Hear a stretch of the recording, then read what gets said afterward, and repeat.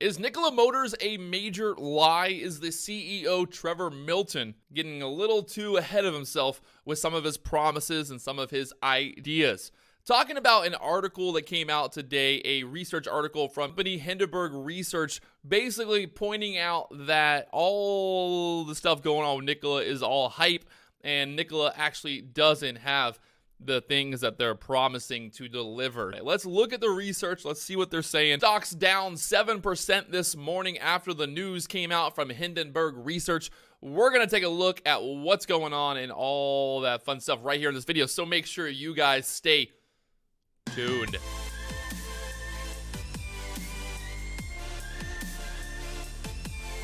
What's going on, guys? Patrick here, and today we're talking about something that a lot of people don't want to talk about. People always get mad. They get upset when I make these videos talking about, the idea of their favorite company going down in price and not going to the moon like most people dream of and hope of. The reason that I make these videos is that we need to be aware. If you're a bull, if you're a bear, you need to understand both sides of the argument either way, no matter what you're looking at. If you think the stock's going to go to $1 million, you need to also understand the bearish case that would say the stock is going to go down to $1. So that's why I think it's so important to really understand both sides of the argument, and that's what we're going to do today. We're going to look at the argument here, and we're going to learn more about what's the story here. The news comes out that HindenBurg Research is revealing that they believe Nikola is an intricate fraud built on dozens of lies over the course of its founder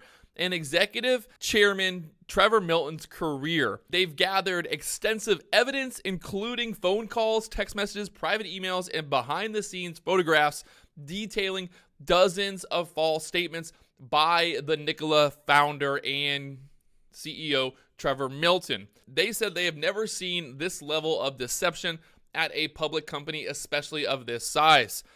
Trevor, the CEO, has managed to parlay these false statements made over the course of a decade into a $20 million public company. He has inked partnerships with some of the top auto companies in the world, all desperate to catch up to Tesla and harness the EV wave. Now, let's look into it. Let's see what they got to put out here. We're kind of looking at some of the bullet points here on the overall idea. Also, a spokesperson from Volvo, spin-off PowerCell AB, a hydrogen fuel cell technology company that formerly partnered with Nikola, called Nikola's battery and hydrogen fuel cells hot air. In addition to now using GM's battery technology, Nikola seeks to use the automaker's production and fuel cell capabilities. Nikola seems to bring nothing to the partnership other than concept designs, their brand name, and up to $700 million they will be paying GM for cost related to production. Inexpensive hydrogen is fundamental to the success of Nikola's business model. Trevor has claimed in a presentation to hundreds of people and in multiple interviews to have succeeded at cutting the cost of hydrogen by 81% compared to peers who have already begun producing hydrogen. Nikola has not produced hydrogen at this price or at any price, as he has later admitted when pressed by the media. Trevor also appointed his brother Travis, the director of hydrogen production, to oversee this critical part of the business. Travis's prior experience looks to have largely consisted of pouring concrete driveways and doing subcontractor work on home renovations in Hawaii. Also, claims of owning energy producing assets is not new for Nikola. Trevor claimed that Nikola headquarters has 3.5 megawatts of solar panels on its roof to produce energy. Aerial photos of the roof and later media reports shows that the supposed panels don't exist. At one point, Nikola claimed to own its own natural gas wells as well. There is no evidence that this exists either. Trevor claims that Nikola designs all key components in-house, but they appear to be simply buying or licensing them from third parties. One example is that they found that Nikola claims to buy inverters from a company called Cascadia. In a video showing off its in-house inverters, Nikola concealed the Cascadia label with a piece of masking tape. In July 2020, the podcast, Trevor said that Nikola's, we have 5 of them coming off the assembly line right now in Germany. A spokesperson for Bosch, the manufacturing partner that is building the trucks, confirmed this month that they have not made any trucks yet.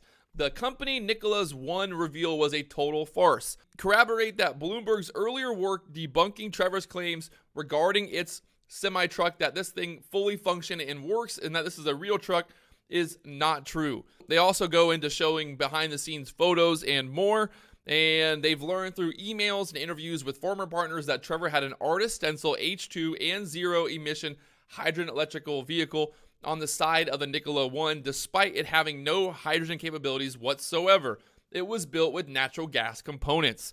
They also present evidence that subsequent reveals were fictitious. In 2019, Nikola revealed a next-generation version of its off-road vehicle, and they learned that it was scrapped within weeks of unveiling due to manufacturing challenges. The redesign work was then quietly outsourced. Nikola's much-touted multi-billion-dollar order book is filled with fluff. U.S. Express reportedly accounts for a third of his reservations, representing $3.5 billion in orders. U.S. Express had only $1.3 million in cash. So, that doesn't add up. If you have $3.5 billion in orders, but you've only got $1.3 million in cash on your books, not good.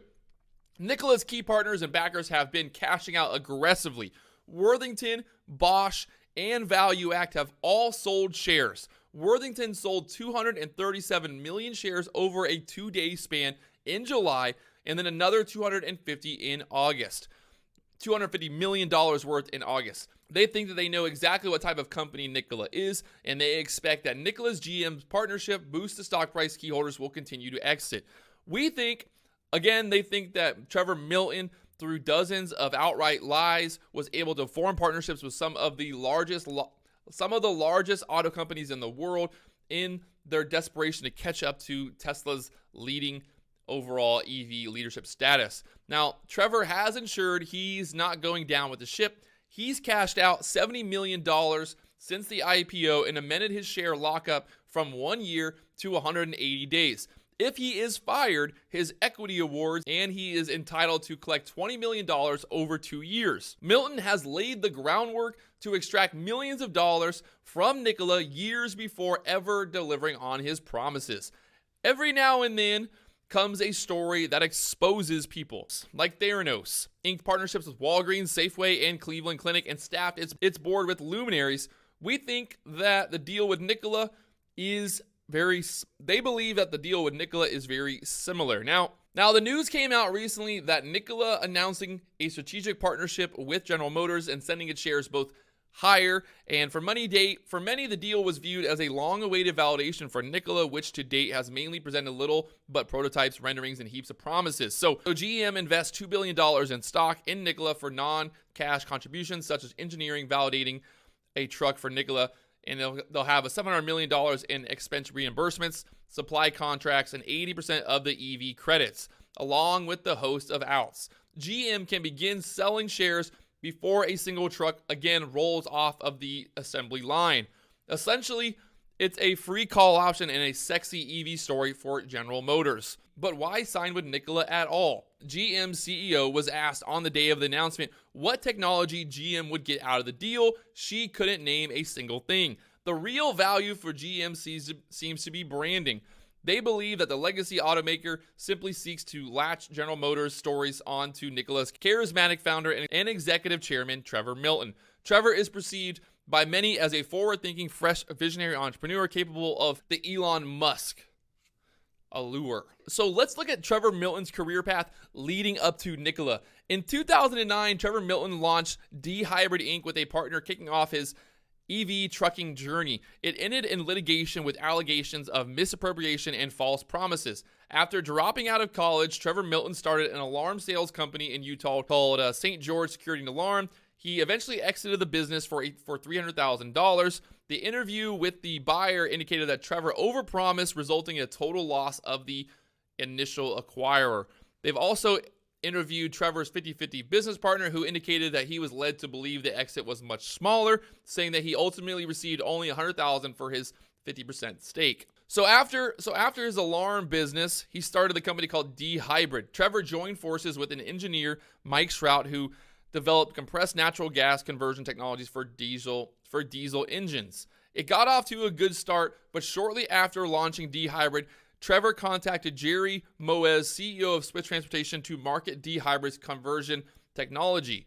Now, according to sources familiar with the company, the team demonstrated the technology on a converted pickup truck to Moez at Swift's Phoenix facility.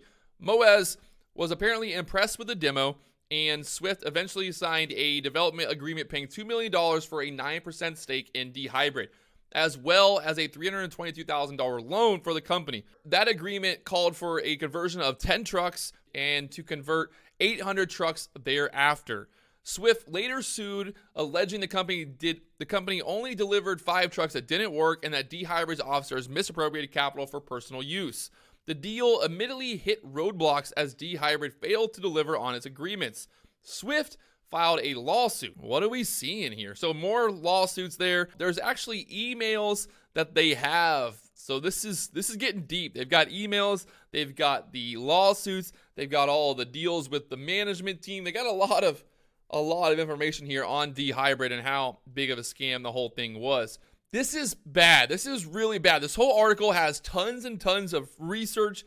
Trevor's brother, who was appointed the head of the infrastructure in hydrogen, not looking good at all. I'll put a link down in the description. You guys can read more about it. But there's definitely a lot of alarming things here to read into and learn more about. A lot of questions need to be answered. And it really comes down to the one question that we all want to know. Is Nikola actually going to be able to deliver? What is the real story? The one thing that I will say, people will probably say that this is a lot like Tesla. But Tesla is a totally different beast. Tesla has cars on the road. Tesla's been delivering working products for a while now. They've got battery packs that are way ahead of anyone else. They've got technology.